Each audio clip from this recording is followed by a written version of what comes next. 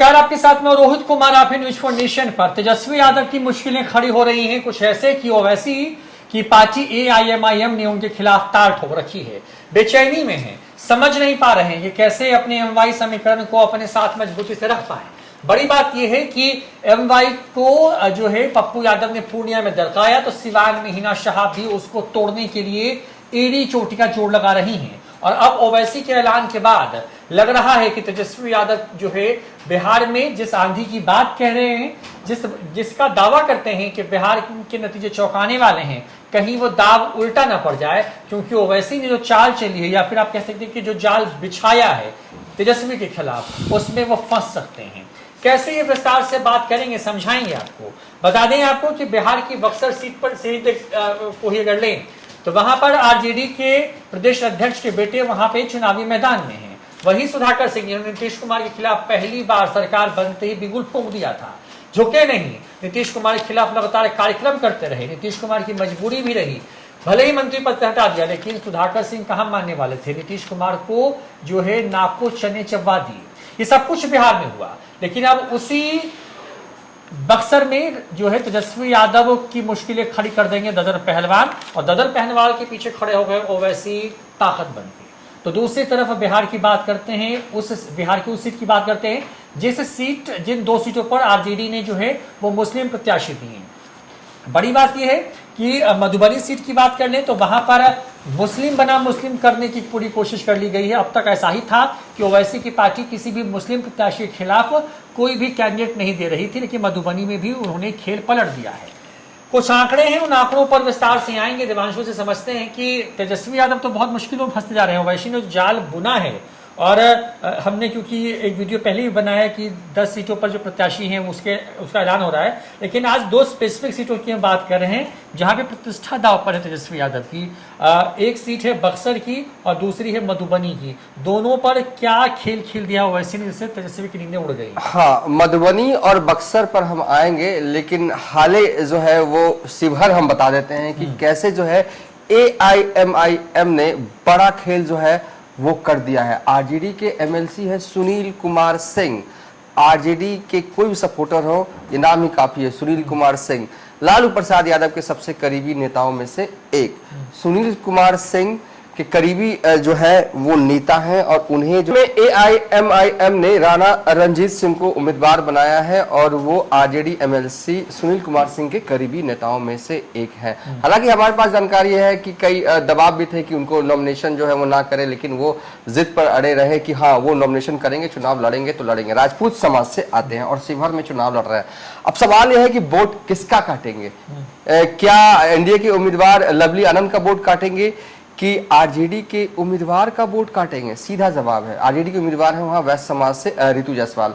किसका वोट काटेंगे? सीधा जवाब है, इसमें कोई एट और बट नहीं है, वो वोट काटेंगे RJD उम्मीदवार रितु जायसवाल का। RJD पार्टी के हिसाब से जो है वो समीकरण हर सीट पे जो बैठता है 2MY मल्लाहों का वोट प्लस मुस्लिम का वोट प्लस यादव का वोट। मुस्लिम जो है वो शिवहर में जो है वो नाराज बताए जा रहे हैं तेजस्वी यादव से, और गाहे बगाहे कुछ ऐसा जाने अनजाने ही सही, क्या कहें, लालू यादव से कुछ ऐसा हो जा रहा है कि लगातार नेता जो है वो RJD छोड़ कर जा रहे हैं। कई नेताओं की फहरिस्त है, हमने इस पर कई वीडियो बना रखे हैं हम। अब यादव भी नाराज हो रहे हैं। इसकी शुरुआत जो उस वक्त से हुई जब जो है टिकट जो है वो कटिहार वाले जो MP थे उनका काटा गया, M का टिकट बाई को काटा गया। ये पहली दस्तक थी RJD में मुस्लिम की। सिवान में जिस तरीके से हिना शाह के साथ हुआ वो भी जो है नजर आया। तो कहीं ना कहीं मुस्लिम समाज जो है वो कई जगहों पर उतने खुश नहीं है जितने खुश होने चाहिए चुनाव के वक्त RJD से। और खासकर जो कल प्रकरण हुआ शिवहर में तेजस्वी यादव के सामने, RJD के पूर्व विधायक ढाका के पूर्व विधायक फैजल रहमान जो है वो तेजस्वी के सामने जो है वो लड़ाई करते हैं और मन से भाग जाते हैं। इसका भी इम्पैक्ट वहाँ के मुस्लिम समाज में ठीक नहीं गया है। राणा रणजीत सिंह जो है वो, देखिए कौन है राणा रणजीत सिंह, ये बताते हैं। तो राणा रणजीत सिंह जो है वो शिवहर के पूर्व सांसद रहे हैं। सीताराम सिंह 2004 में RJD के टिकट पर चुनाव लड़े और जीते भी। उनके बेटे हैं। राणा रणजीत सिंह के पिताजी सीताराम सिंह मधुबन विधानसभा क्षेत्र, जो कि शिवहर विधानसभा क्षेत्र में ही आता है, उसे 4 टर्म विधायक रहे, 1985, 1990, 1995 और 2000। 2009 में भी सीताराम सिंह चुनाव लड़ते हैं, लेकिन चुनाव जो है वो शिवहर से हार जाते हैं। ठीक है, ये मैंने उनके पिता का बायोडाटा बताया। आखिर ये बताया कि कौन है, मतलब कि शिवहर में रितु जायसवाल भी बाहरी है, शिवहर में लवली आनंद भी देखिए बाहरी है। हालांकि वो लंबा राजनीतिक करियर जो है वो आनंद मोहन के परिवार का वहीं गुजरा है, ये एक है। लेकिन स्थानीय उम्मीदवार अगर कोई है तो वो राणा रणजीत सिंह है, ये भी एक सत्य है। राजपूत समाज से आते हैं तो समझ सकते हैं, और मुस्लिम समाज जो AIMIM मुस्लिम तबका इनके साथ रहता है, तो वोट कटेगा, और कटेगा तो बटेगा नहीं, कटेगा तो सीधा जाएगा AIMIM के पास, यानी कि राणा रणजीत सिंह के पास। तो ये अचानक बिना बुलाया हुआ टेंशन आ गया। ये ऐसा नहीं था कि पहले से चुनाव नहीं लड़ना था इनको, लेकिन अचानक शिवहर में से चुनाव लड़ रहे हैं। देखिए AIM, कल भी हमने वीडियो बनाया, कहा कि पहले तो एक सीट पे चुनाव लड़ना था, ठीक है, फिर हुआ कि नहीं, फिर ऐसा क्या हुआ कि ये लोग प्लानिंग करते नहीं, हमें चुनाव लड़ना है, जितने सीटों पर हम इस मतलब कि मकसद में अपने कामयाब हो जाए कि तेजस्वी को हरा से उतनी सीटों पर चुनाव लड़ना। हुआ यूँ कि किशनगंज में जब चुनाव लड़ रहे थे ना, तो तेजस्वी यादव प्रचार करने के लिए नहीं गए थे, तो कहीं ना कहीं एक ट्यूनिंग अख्तरुल इमान को भी लगा कि ठीक है तेजस्वी यादव नहीं आ रहे हैं प्रचार करने, कहीं ना कहीं ये मुझे फायदा करेगा, ठीक है। लेकिन लालू यादव ने जब वोटिंग हो रहा था उसी दिन शायद उन लोगों का आरोप है कि लालू यादव का कोई वीडियो आता है, पूरे सर्कुलेट हो जाता है किशनगंज में, तो उससे कहीं ना कहीं जो है वो पॉजिटिव जो है वो इंडिया गठबंधन को गया है, तो इससे नाराज है वो।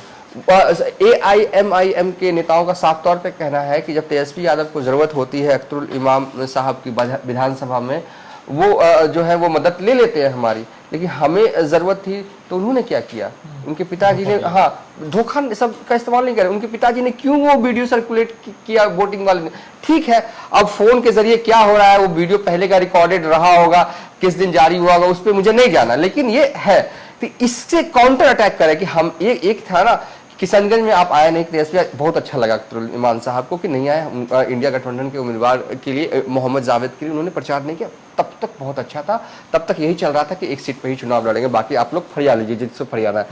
लेकिन इसे एक बदले की कार्रवाई कह लीजिए आप। अब जो है AIMIM जो है वो जहां हरा सकती है तेजस्वी यादव को, जहां नुकसान पहुंचा सकती है, वहां पहुंचाने का मन बना चुकी है। शिवहर की हमने बात कर ली, शिवहर में राणा रणजीत सिंह दमदार उम्मीदवार हैं, स्थानीय हैं, इनके पिताजी वो शिवहर से ही सांसद रहे हैं, इनके पिताजी 4 बार विधायक रहे शिवहर मधुबन विधानसभा क्षेत्र से, जो कि शिवहर में ही आता है, और इनके पिताजी लालू के राज में मंत्री भी रह चुके हैं, ठीक है।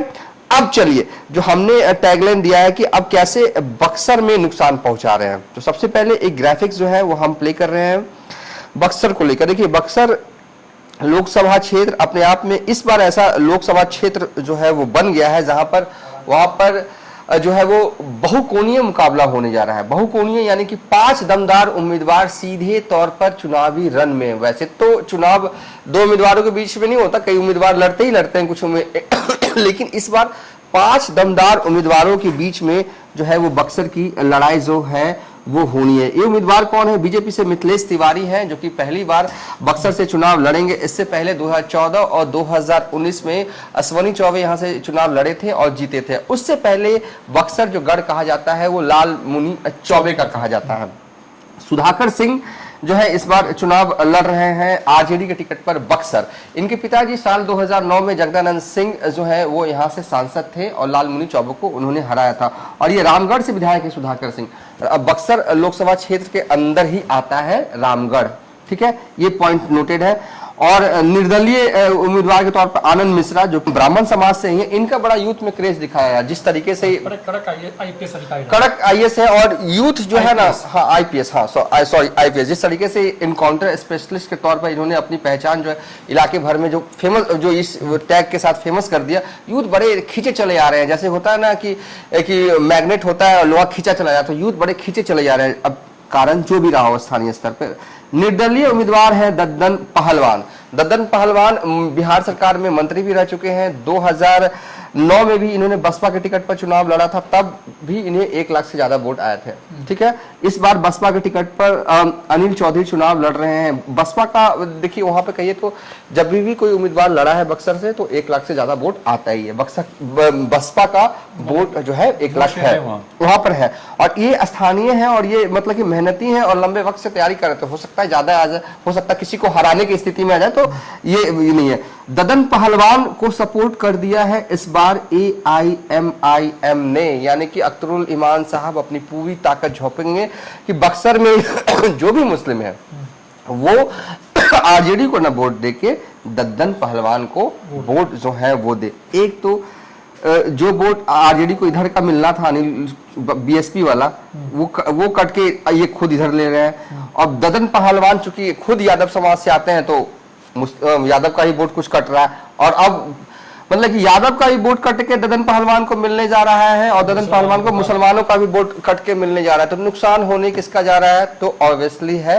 सुधाकर सिंह का नुकसान जो है वो होने जा रहा है। देखिए इस लोकसभा क्षेत्र पे हम एक डिटेल वीडियो बनाएंगे, बहुत ही खास लोकसभा क्षेत्र है। जब मैं इस लोकसभा क्षेत्र पर देख रहा था तो बड़ा यूनिक बातें जो है जो निकल के आए। 6 विधानसभा क्षेत्र आते हैं, अमूमन बिहार में 6 विधानसभा क्षेत्र पर 1 लोकसभा क्षेत्र है। सभी विधानसभा क्षेत्र में जो है वो आरजेडी BJP और JDU के एक भी विधायक नहीं है। हाँ, जो पहले जो चुनाव हुआ था ना 2020 में, जो पहले फेज में चुनाव हुआ था, पूरा स्विंग कर गया था आरजेडी की तरफ, ये उसी वाला इलाका है सब। तो एक भी विधायक नहीं है BJP का और एक भी विधायक नहीं है JDU का। ठीक है, ये कहा जाता है बक्सर पे बहुत स्ट्रांग है, ब्राह्मण बहुल क्षेत्र है, BJP बहुत स्ट्रांग है, लेकिन विधायक तो नहीं है। ये भी इक्वेशन में पॉइंट टू बी नोटेड रहता है। तो बक्सर में ददन पहलवान को मजबूती देने के लिए जो है वो आ रही है AIM, नुकसान सीधा सुधाकर सिंह को। ठीक है, अब चलते हैं हम मधुबनी। इस बार देखिए आरजेडी ने 2 ही लोकसभा क्षेत्र पर मुस्लिम उम्मीदवार उतारे हैं। एक मधुबनी अली अशरफ फातमी है और दूसरे अररिया में सरफराज आलम को टिकट दिया। मधुबनी में देखिए ये पहले JDU में थे, उनको चुनाव से पहले जो है वो अली अशरफ फातमी को लालू प्रसाद यादव के बुलावे पर आते हैं और चुनाव जो है वो इस बार पूरे दमखम के साथ लड़ रहे हैं।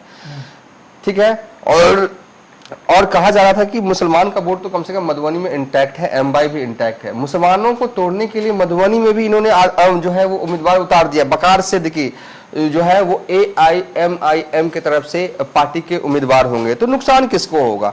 जहां भी अगर मुस्लिम लड़ते हैं चुनाव तो नुकसान कहीं ना कहीं आरजेडी को होगा। कितना नुकसान हो पाता है ये वक्त बताएगा।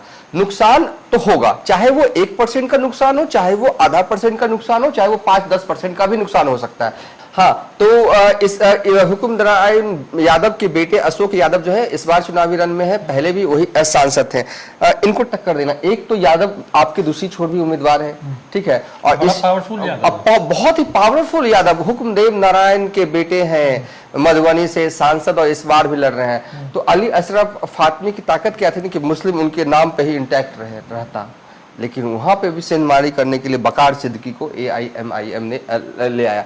ऐसी कुल 10 सीटें हैं जहां पर खेला करने की तैयारी है, लेकिन मुझे जहां लग रहा है कि इन 3 सीट पर बड़ा खेला हो जाएगा, वो शिवहर है, वो मधुबनी है और वो बक्सर है। 3 सीट पर मुझे लग रहा है कि बड़ा अच्छे जोन में थे तेजस्वी यादव।